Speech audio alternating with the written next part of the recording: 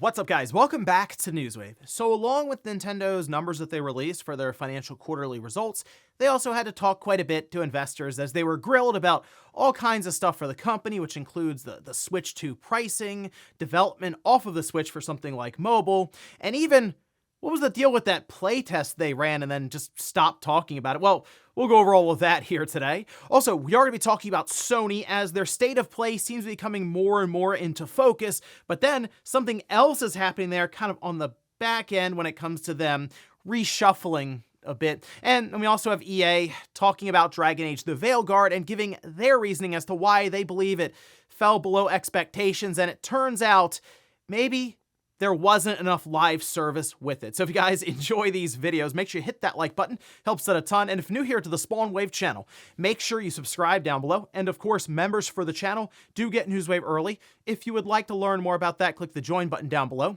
And we're gonna start today with Kingdom Come Deliverance 2. Of course, that just came out the other day, and it looks like they're already talking about sales numbers. This we can see posted up on their official account, where they say over 1 million of you have stepped into our world. We're beyond grateful for your support. Thank you for making Kingdom Come Deliverance 2 a triumph. There it is, 1 million copies sold. And this was, this message was posted like 24 hours, maybe a little less than 24 hours after it officially went live for purchase. And that's pretty quick.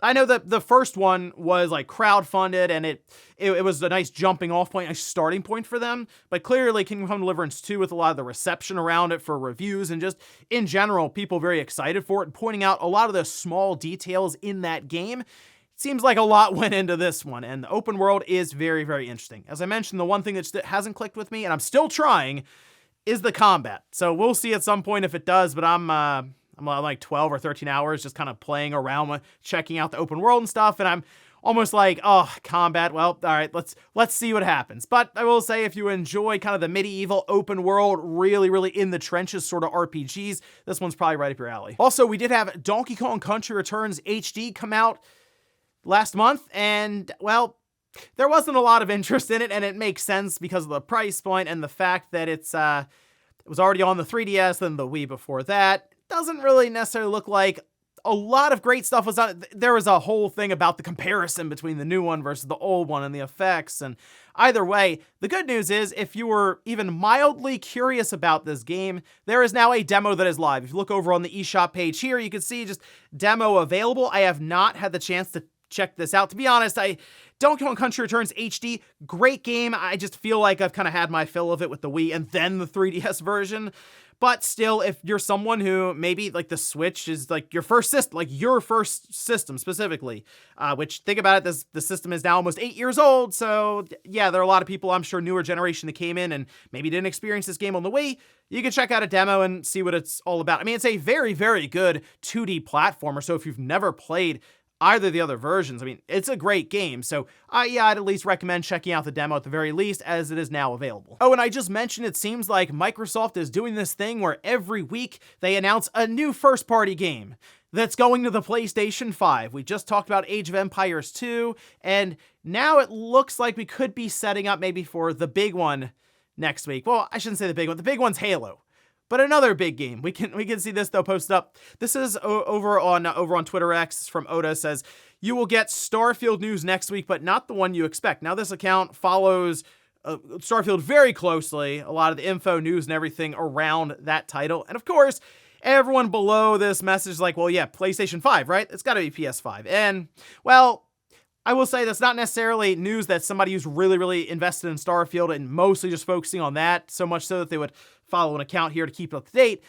I guess they wouldn't necessarily expect PS5, but now all of us are kind of expecting PS5, and that's one of the reasons all those responses were coming in. So I guess we'll see next week if Microsoft really is going like a week-to-week cadence of first-party Xbox game, PS5, first-party Xbox game, PS5, Bethesda game, PS5. Like, that just kind of seems to be the role they're on right now. And guys, with some of the quick news out of the way, let's get into the bigger stuff. Let's start right away with Nintendo. As I mentioned, they were grilled by investors, and there were a few questions I picked out for today's show, and there's like one or two that I might get more in depth with in a separate video, especially around the idea of exclusive games and how they're going to handle cross-gen. So keep an eye out for that one. But we also got some information around that Nintendo Direct that is heavily anticipated now for April 2nd, of course, the big blowout for the Switch 2. As we now have the time that it'll be starting, you can see this over on their official account, which, yeah, kind of rough for the West Coast, I will say. 6 a.m. Pacific, 9 a.m. Eastern, although I'm sure somewhere in the world somebody has to be watching this thing at like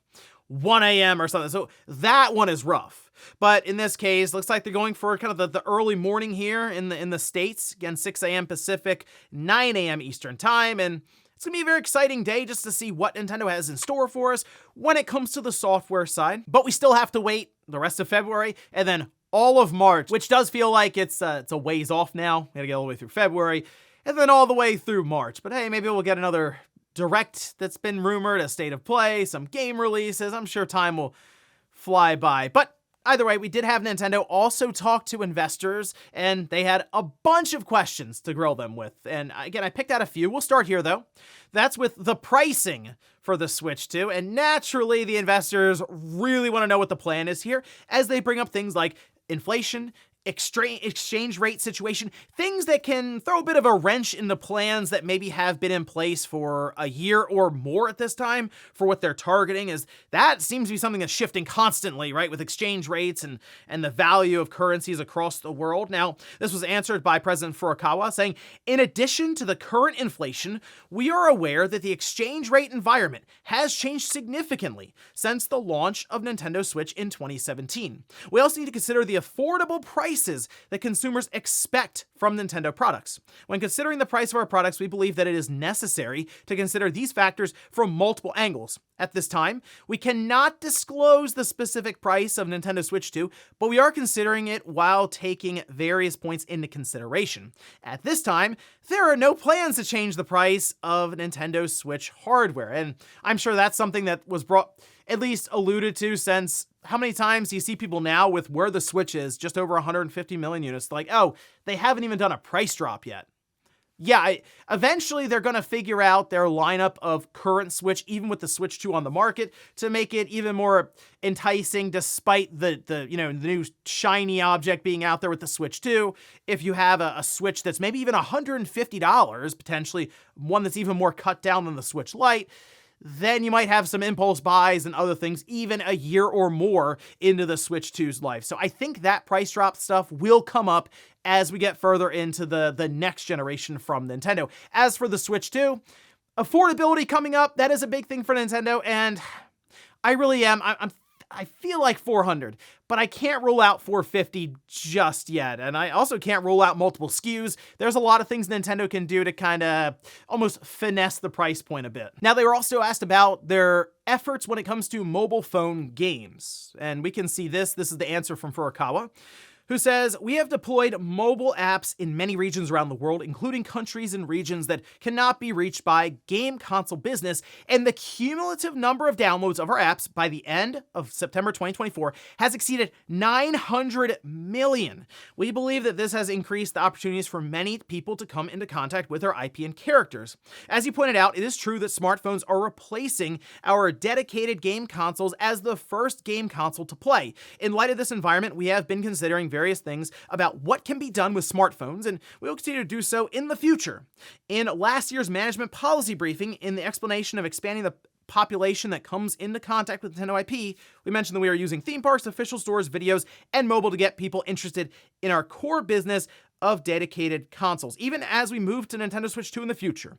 It will be important to expand our points of contact with consumers outside of game consoles. I believe that smartphones will play a very large role in this, so we will continue to research and work on this. And that is a big thing to note here, as this really, I'd say, a great question in general, because it's being pointed to as, hey, a lot of kids are mostly choosing tablets and smartphones over a Nintendo device. Back in the day, you'd get an original Nintendo, a Game Boy, and that might be your entry point into video games. That's one of the reasons why Nintendo's intellectual properties are as strong as they are now, because they've gone through decades of representation in gaming across all these different systems and time periods with Nintendo. But now, not as much when it comes to that. Like, you get a phone, an iPad or something, and the touchscreen is what they know. So yeah, it is going to be important for Nintendo to continue pushing when it comes to mobile phones. And I do think that's something we're going to see more and more of. And it wouldn't shock me if they even did continue trying to tie it in to their main platform with the Switch 2, as was mentioned when it came to the Everybody 1-2 Switch thing, where you can use a phone as a controller to play multiplayer. And finally, they were asked about that playtest that happened, because it showed up, people played it, it was under NDA, people were getting struck down, some video got out there, and then when it was all over, that was it. We haven't really heard anything from Nintendo since. Well, seems like an investor wanted to know a bit more. We can see this answer though. From Furukawa once again, we conducted the Nintendo Switch Online playtest program as a test of a new service for Nintendo Switch Online. We plan to use the results of this program in future Nintendo Switch Online services, but we are not disclosing details at this time.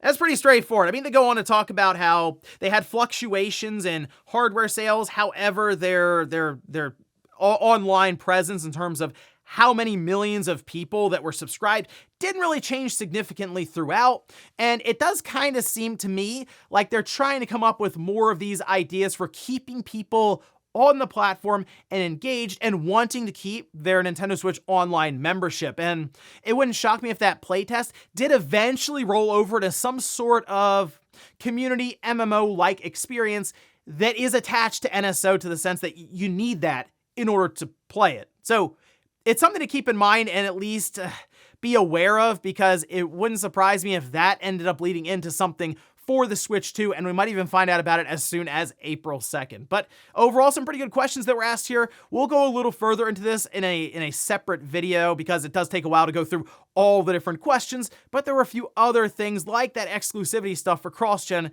that I wanted to talk about. Next up, we are expecting a Sony State of Play to happen next week, and it appears we may actually know the day that's happening. We can see this posted up. This is over on Insider Gaming, saying, according to PH Brazil, PlayStation is set to host its next State of Play on Friday, February 14th.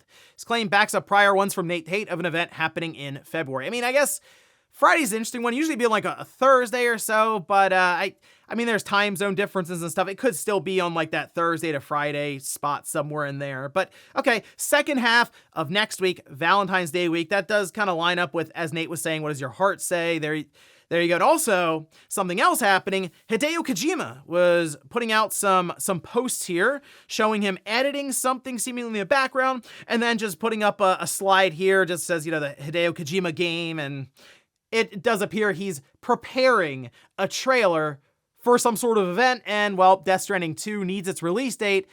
Seems like it's all lining up here for it to be in that State of Play, or a State of Play at some point, but since we're expecting one next week, it makes sense that Death Stranding 2 gets things set up here as, I do kind of think still that's a second half of 2025, but it could be like an August or September game, in which case, yeah, you'd probably want to get things going here since it'd be out in like 6 or 7 months, get that marketing cycle going and all the information I'm sure they wants to put out there, which is going to include some very weird and out of context trailers. Next up, to stick with Sony, let's actually talk about what appears to be layoffs happening there, and it almost looks like consolidation of some of their back-end development staff and studios. Okay, so first, this was spotted and then posted up on Reddit, and this is actually was from a senior design technologist at PlayStation for UI and UX, and they said, most of my team was just laid off from PlayStation. It was a dream to get to work with Sony on the platform I'd grown up playing since the PS1 and contributed to the PS5, Portal, PSVR 2,